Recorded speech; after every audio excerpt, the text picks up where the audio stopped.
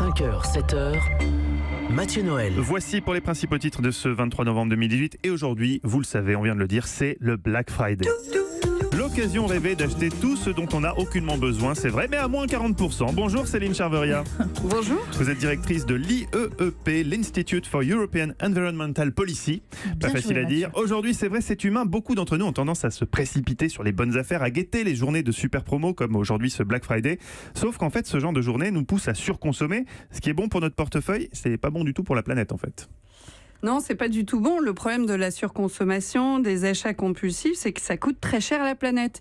Et donc à nos enfants, nos petits-enfants, à qui on va laisser une situation totalement ingérable. Un Français sur deux, c'est les statistiques, a l'intention de profiter de ce Black Friday pour un budget moyen de 245 €, ce qui me paraît énorme. Comment vous réagissez à l'énoncé de ces chiffres alors que depuis des jours, il n'est question que de pouvoir d'achat en plus ? C'est facile, hein. Qui n'a jamais craqué pendant les soldes, qui ne se laisse pas tenter, et puis on rentre chez soi, on se dit mais mon Dieu, pourquoi on achète cette chose dont on n'a pas besoin? On a un contre-coup après, on se précipite et puis en fait pour rien finalement. Eva. Mais alors vous créez ce qu'on a appelé le Think 2030, hashtag Think 2030, c'est une opération. Vous rassemblez plus de 100 experts européens qui proviennent du monde de la recherche, de la société civile, du secteur privé et des autorités locales. Quel est l'intérêt de cette opération? Qu'est-ce que vous essayez de démontrer? En fait, on a fait le calcul suivant. Si tous les habitants sur la planète Terre consomment comme des Européens, on aura besoin de l'équivalent de 3 planètes Terre en 2050. Donc on voit que c'est pas possible. Donc dans les 30 ans à venir, chaque Européen va devoir réduire de 80% la quantité de ressources naturelles qu'il utilise aujourd'hui pour son alimentation, son logement, sa mobilité, ses loisirs. La bonne nouvelle, c'est que des solutions existent. Par exemple ? Alors, par exemple, on peut éviter de jeter son aspirateur, on le fait réparer, au lieu d'en acheter un nouveau. On peut mieux calibrer ses courses pour éviter de jeter des aliments qu'on n'a même pas entamés. On peut éviter de changer de téléphone tous les 6 mois. Mathieu, vous voyez ? Mais je ne change pas de téléphone tous les 6 mois, je ne vois pas ce que vous voulez dire. En même temps, répéter comme ça aux consommateurs que c'est mal d'acheter autant, c'est quand même un discours culpabilisant dans un monde où les gens n'ont pas forcément justement beaucoup de pouvoir d'achat et ils sont contents de pouvoir profiter de promotions. Comment on peut expliquer aux gens, les sensibiliser à ce problème de l'environnement sans les culpabiliser ?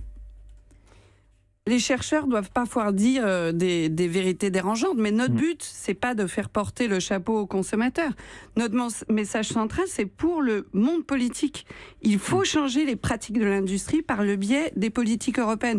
Par exemple, on peut imposer des normes pour que tous les téléphones mobiles soient entièrement réparables et recyclables. Est-ce que vous savez qu'il y a plus de téléphones mobiles dans le monde que d'êtres humains ? Un téléphone, c'est 60 métaux différents, des métaux rares, beaucoup de déchets polluants, parce qu'il n'y a que 16% des téléphones qui sont recyclés aujourd'hui. Mais alors, vous, personnellement, vous tenez ce discours-là, vous n'allez rien acheter aujourd'hui, par exemple ? Non. Non. Attention, on va vous faire suivre, on va vérifier.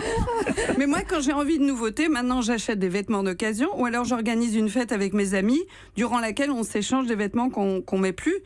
Moi, je trouve que partager, réutiliser, c'est le nouveau chic. Ah ouais, c'est vrai, c'est bien. Il faut marteler ce message-là.